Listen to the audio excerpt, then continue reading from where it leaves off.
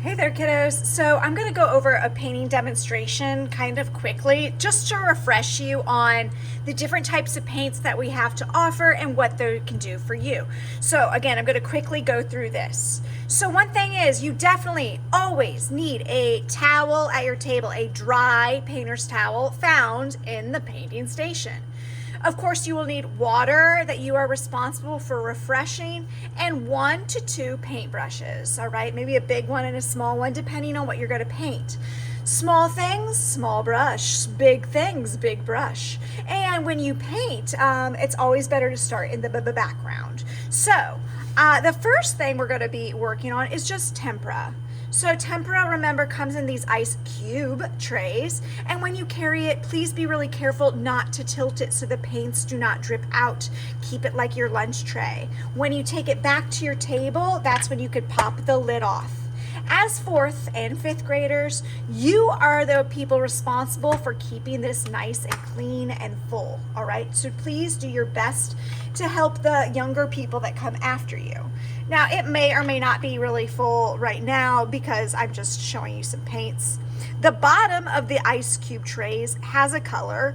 Eventually, pretty much all of them will be full of paint, so I'm not going to mix those up right now. So today, again, I'm just demonstrating for you the different types of paint. Afterwards, if you want to do this experiment, then you can, or you are free to be painters. So hold your paintbrush on the wooden part, not the silver part, because the silver part is the danger zone. You're in danger of getting paint all over yourselves, so hold it in the wooden part. I know, we're going back to the beginning. Remember also to keep the bristles nice and pointy all together so that when you paint, you're kind of bending them all together. You're not squishing it around. Treat the paintbrush with respect. And then also remember when you get to tempera or any of the liquidy paints like this to dip it. Don't scoop it. Wipe it on the lips so it doesn't drip. Not the lips on your face. Remember that one. And then I'm just going to show you the tempera. Now, tempera is the thickest paint we have. It's the most goopy paint we have. And for the most part, I know that most of you prefer tempera. So if you would like to mix the colors, remember to swoosh, not splash, wipe, don't whack, and blot it on your towel, and you can get another paint and you can experiment with it right onto your paper. The purple I have right now is very liquidy. Sometimes that happens, but it is what it is.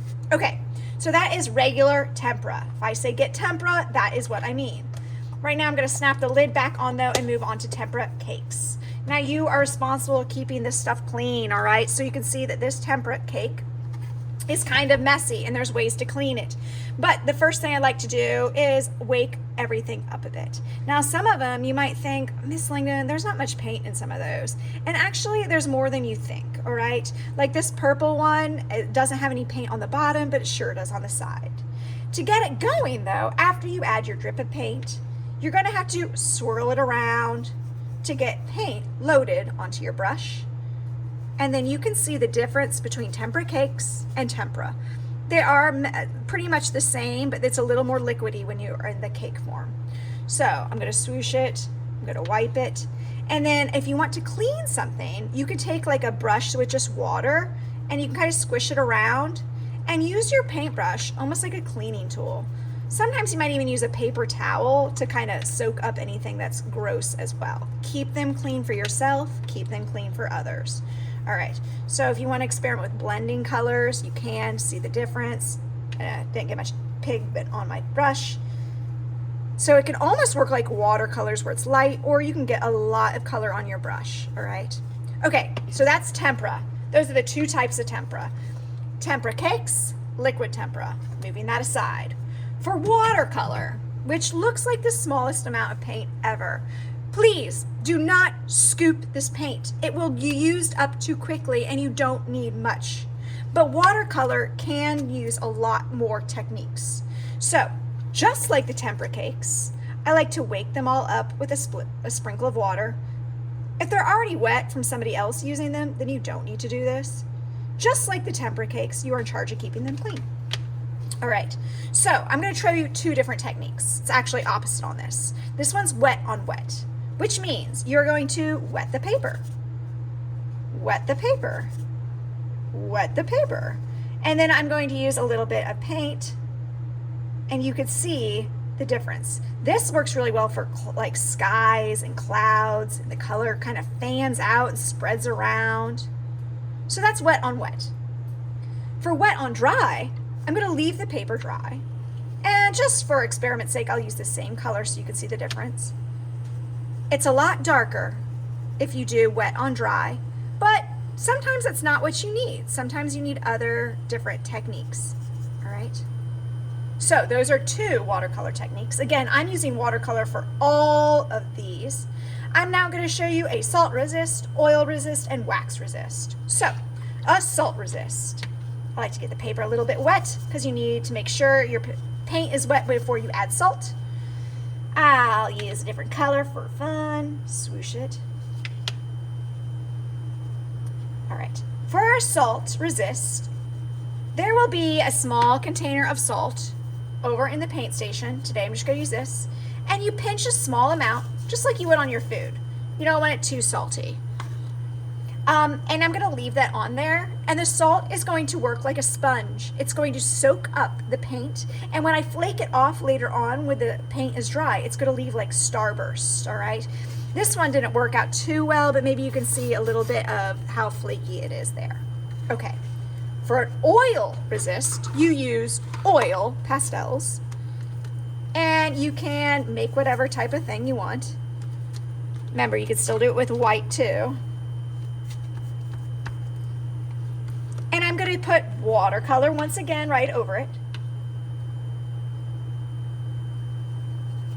And you can see that the watercolor is getting shoved off of the oil. The oil from the oil pastels is resisting the watercolor.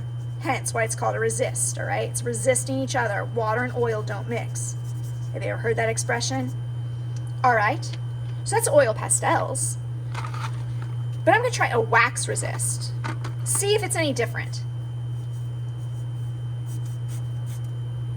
You could use any colors. I used white. You could use any color paint. I'm gonna use purple, see if anything's the same. It does the same type of effect, okay? The wax and the oil is the same type of effect. The last one I want to show you, oh, my salt's still drying, it's not ready to flake off yet, is a watercolor pencil. People forget about these often. Where did I just put my watercolor pencil? I swear I had one. Ugh, found it. Okay. So you can sharpen these with a regular pencil sharpener, but make sure that it does not go back with the regular colored pencils.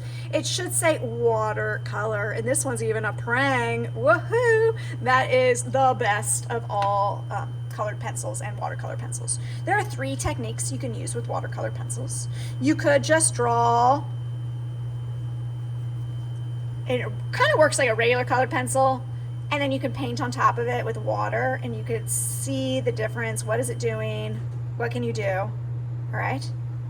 You could dip the tip of it into water, and you could see the difference. Woo, it feels really glossy, like lip gloss or something. Or my favorite technique is actually to wet the paper first, and then draw on top of it. Actually, I kind of like this one, right? The one when I dipped it, that felt better this time. So there's different techniques that you can use. Play around, see what works. So that is your painting refresher. Remember that you are in charge of cleaning up everything, treating it with respect, keeping the paints fresh, cleaning up your table, washing the paintbrushes, all of that jazz. All right, everybody, happy arting today.